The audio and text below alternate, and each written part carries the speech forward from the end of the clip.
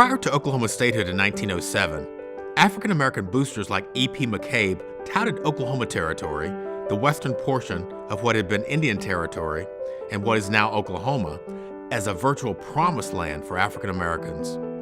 McCabe dreamt of an all-black state carved from within Oklahoma Territory. In the late 1800s, McCabe began recruiting African Americans, using bulletins and hired agents to encourage them to escape Southern oppression by heading west. Many did just that. Though an all-black state never materialized in Oklahoma Territory, more all-black towns were created in Oklahoma than in any other state, including the town McCabe founded, Langston, Oklahoma. The promise of Oklahoma soon faded. At statehood, the newly minted Oklahoma legislature signaled its round embrace of Jim Crow segregation by passing Senate Bill No. 1, a bill that firmly ensconced segregation as a law of the land in Oklahoma. Tulsa, the magic city, beckoned multiple souls in the early 1900s. These seekers, white and black, shared a vintage American optimism. They believed in the prospect of a better life, and they came to oil-rich Tulsa in search of it. The African Americans among these migrants wound up in the Greenwood District. The Greenwood District pioneers in Tulsa took full business advantage of Jim Crow. They seized the opportunity to disprove the inferiority myth through their own ingenuity. With growth came the need for commerce, education, and entertainment. A class of African American entrepreneurs filled the void. Attorney J.B. Stratford and businessman O.W. Gurley led the way. Booker T. Washington called Greenwood Avenue, the main artery in the Greenwood District, the Negro Wall Street. Eclectic and electric, this famed thoroughfare drew favorable comparisons to legendary thoroughfares such as Beale Street in Memphis and State Street in Chicago. The surrounding area teemed with business and entrepreneurial activity. African American businessmen and professionals mingled with day laborers, musicians, and maids. African American educators molded young minds. African American clergy nurtured spirits and soothed souls. Savvy entrepreneurs like Simon Berry developed their businesses around the needs of the community. Berry started a nickel-a-ride jitney service with his topless Model T Ford. He ran a bustling business line later purchased by the city of Tulsa. In addition, he owned one of several African American boutique hotels, the Royal Hotel, and shuttled wealthy oil barons on a charter airline service he operated with his partner, James Lee Northington Sr., a successful black building contractor. Some claim Simon Berry made as much as $500 a day in his prime. Dr. A.C. Jackson, a prominent surgeon, managed to breach the color line. Called the most able Negro surgeon in America by the Mayo brothers of Mayo Clinic fame, Dr. Jackson treated both black and white patients. In the end, his pedigree and reputation could not save him from the horrors of the riot. A teenager shot and killed Dr. Jackson as he alighted from his residence in Surrender. The Williams family found economic success with several businesses, including the Williams Dreamland Theater, a rooming house atop the theater, a confectionery, a garage, and rental property along Greenwood Avenue. Mabel B. Little, a Greenwood District pioneer, operated a thriving beauty salon. She lived to be 104 years old. In her autobiography, she recalled her 1913 arrival in the Greenwood District. 17, from all-black Boley, Oklahoma, and with only $1.25 to her name, Little deboarded a Frisco train. Black business flourished. I remember Huff's Cafe on Cincinnati and Archer. It was a thriving meeting place in the black community. You could go there almost any time, and just about everybody would be there or on their way. Educators like E.W. Woods, principal of Booker T. Washington High School for over 35 years, gained respect and renown throughout the city. Mr. Woods came to Tulsa by foot from Memphis, Tennessee, in answer to a call for colored teachers. Local press dubbed Woods the quintessential Tulsan for his preeminent leadership in the realm of public education. The Tulsa Convention Center hosted his 1948 funeral, a testament to his life and legacy. The Greenwood District, this parallel black universe, existed just beyond downtown, separated from white Tulsa physically by the Frisco Railroad tracks and psychologically by layers of social stratification. It blossomed despite the rampant racism that permeated early 20th century America. The notoriety and prosperity of Tulsa's African Americans and the ascendancy of their Greenwood District ran counter to the prevailing notion of black inferiority. Fear and jealousy swelled over time. The economic prowess of Tulsa's African American citizens, including home, business, and land ownership, caused increasing consternation and friction. African American soldiers, having tasted freedom on foreign soil in World War I, came back to America with heightened expectations. Valor and sacrifice in battle earned them the basic respect and human dignity so long denied at home. They discovered that America had not changed. Oklahoma had not changed. Tulsa had not changed. Limitations, expectations, and aspirations collided. Soon, things would spin woefully out of control, resulting in a disaster of epic proportions. Recovery would come, but not before immense loss and lingering heartache.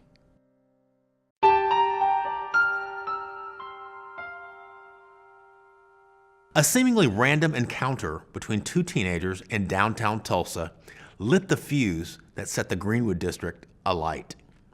The alleged assault on a 17-year-old white girl, Sarah Page, by a 19-year-old black boy, Dick Rowland, in an elevator triggered unprecedented civil unrest. That single catalytic event is often cited as the cause of the 1921 Tulsa race riot.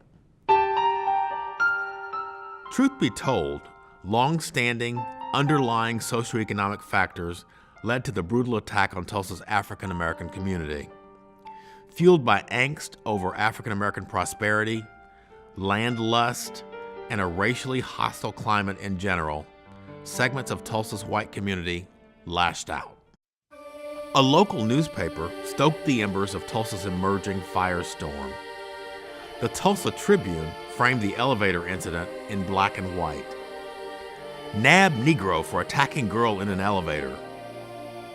Authorities arrested Rowland. A swelling white mob vowed to seize the inmate from his jail cell to lynch him. A small group of African American men marched to the courthouse to protect Rowland. Law enforcement authorities implored them to retreat back to the Greenwood District, assuring them of the teens' safety. But tensions escalated. More African American men assembled. Now, a contingent of several dozen black men, some of them bearing arms, exchanged words with the swelling group of angry white men gathered on the courthouse lawn. A struggle over a gun ensued. The gun discharged. Chaos erupted. Thousands of weapon-wielding white men, some of them deputized by local law enforcement, invaded the Greenwood District. In a 16-hour span, people, property, hopes, and dreams vanished as flames consumed the community. Roving gangs prevented firefighters from taking action. The state of Oklahoma declared martial law in Tulsa. It took the Oklahoma National Guard to restore order. Authorities herded African Americans into internment camps around the city, ostensibly for their own protection. Camp staff released detainees only upon presentation of green cards, countersigned by white guarantors. The Tulsa disaster, the worst such event in American history, proved costly indeed. Property damage ran into the millions. Hundreds of people were killed and injured. Many African Americans fled Tulsa, never to return. No white person was ever convicted of a crime. Law enforcement officials indicted dozens of black men for inciting a riot, an all too common charge leveled against assertive men of color in that era. Even as the fires smoldered, Greenwood District pioneers pledged to rebuild their community from the ashes. Official Tulsa leadership touted cooperation and collaboration, but hindered relief and reconstruction.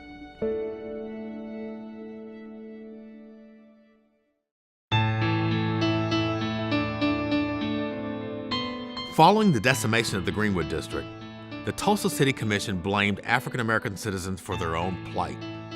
City officials turned away outside donations earmarked for the rebuilding. African Americans shouldered their share of the load. Spears, Franklin, and Chappelle litigated claims against the city of Tulsa and insurance companies for damages. The firm also counseled and consoled victims and made urgent appeals to African Americans nationwide for assistance. B.C. Franklin, a named partner in that firm, rebuffed Tulsa's attempt to enact a more stringent fire code that would have made rebuilding cost prohibitive for many. For these men, the Greenwood District was not simply a business venue, it was home. Some in Tulsa's white community intervened. First Presbyterian Church and Holy Family Cathedral helped shelter and feed fleeing victims of the racial violence. The American Red Cross supplied desperately needed comfort and calm in the wake of Tulsa's man-made storm, including food, shelter, clothing, and medical care. Former Tulsa news anchor Bob Hauer chronicled this relief effort in Angels of Mercy, an accounting of the riot based on American Red Cross documents, reports, and photographs. Hauer's grandfather, Maurice Willows, led the relief effort. Black builders secured lumber and supplies, often having to venture outside the state to purchase their materials. Entrepreneurs vowed to reestablish their presence. Black churches rallied their parishioners. Greenwood District denizens never wilted in the face of seemingly insurmountable odds. Mabel B. Little, a beautician, summoned up equal doses of courage and confidence to meet the unprecedented challenges. The Lord blessed me and Presley. At the time I am reckoning, we had worked hard to better ourselves for even long, hard years. In the end, we didn't get hardly any help from the white community. We had to save our own, use what small means we had, and cooperate together. Our top wages then were $5 to $10 a week, and we couldn't even borrow money. We had to cooperate together. There was no other choice. Little by little, we built our business back up. Mount Zion Baptist Church epitomizes the remarkable courage and determination of the people of post-riot Greenwood. Only 6 weeks old when the violence broke out, the $75,000 church had been built with the help of a $50,000 loan from a single individual. Fearmongers claimed the church housed a cache of arms. Invaders seized upon and torched Mount Zion, leaving nothing but a dirt floor basement. Church members met in private homes. They balked at debt extinguishment through bankruptcy, feeling morally obligated to repay the mortgage, even absent the building. Decades later, Mount Zion paid off the loan and raised enough money to build a new structure. In short order, the community came alive once again, bigger and better than ever. In 1925, the Greenwood District hosted the annual conference of the National Negro Business League. By 1942, scores of businesses again called the area home. Greenwood regained her vaunted status as America's Negro Wall Street. Integration, urban renewal, a new business climate, and the aging of the early Greenwood District pioneers precipitated a pronounced economic decline, beginning in the 1960s. As the 1970s approached, only a few businesses remained on Greenwood Avenue. Urban renewal, dubbed urban removal by locals, drove others away. In the early 1970s, a cadre of Tulsa civic and political leaders began to slow and then reverse the decline of the Greenwood District. Tulsa Mayor James Hughley, the Tulsa City Commission, and African-American community members helped create what is now one of Oklahoma's, and indeed one of America's, showplaces, the Greenwood Cultural Center, long an integral part of the planning for the Greenwood District. In early February of 1980, the city of Tulsa convened a meeting to discuss economic development initiatives for the Greenwood District. Tulsa Mayor James Inhofe challenged those assembled to develop a vision for the future of the community. The Greenwood Cultural Center's 1983 debut marked a turning point in Greenwood District history. Here, Tulsa's African American heritage is preserved and promoted through educational experiences and cultural tourism. Today, homes and businesses dot Greenwood Avenue all the way to Archer Street. In addition to the Greenwood Cultural Center, Oklahoma State University Tulsa sits on the site of the original 1913 Booker T. Washington High School. Langston University Tulsa is located to the north. One Oak Field, home of the Tulsa Drillers minor league baseball team, occupies a block on the east end of the Greenwood District. John Hope Franklin Reconciliation Park sits on the western boundary of the Greenwood District. Located at the junction of the Tulsa Arts and Greenwood districts, where the riot began, the park opened on October 27, 2010, and includes bronze tablets recounting the riot and two large pieces by noted sculptor Ed Dwight. Two historic riot-era churches remain in the heart of the Greenwood District: Mount Zion Baptist Church and Vernon African Methodist Episcopal Church. The Greenwood District now sits poised for a renaissance.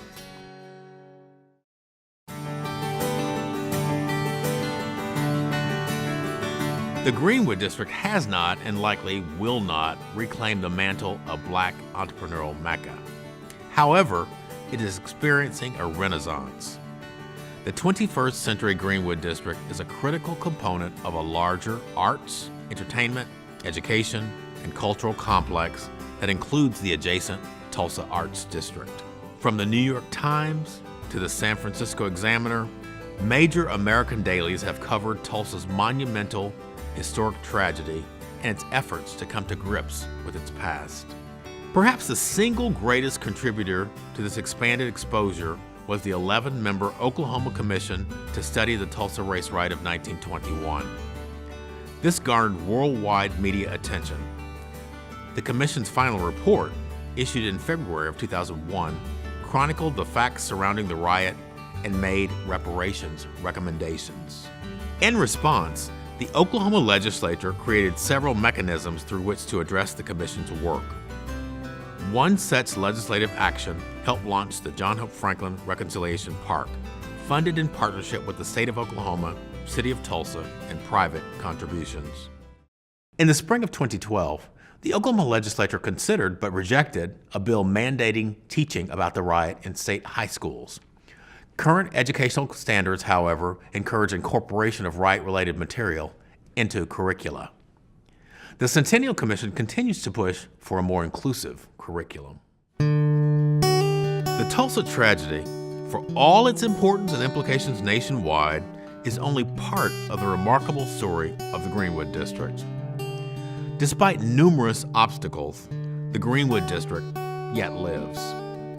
Its survival is a tribute to the trailblazers who, against great odds, conceived, believed, and achieved something special in those early days of the 20th century. The story of the Greenwood District, as yet not fully told, speaks to the triumph of the human spirit and timeless universal values: faith, determination, integrity, humility, and compassion.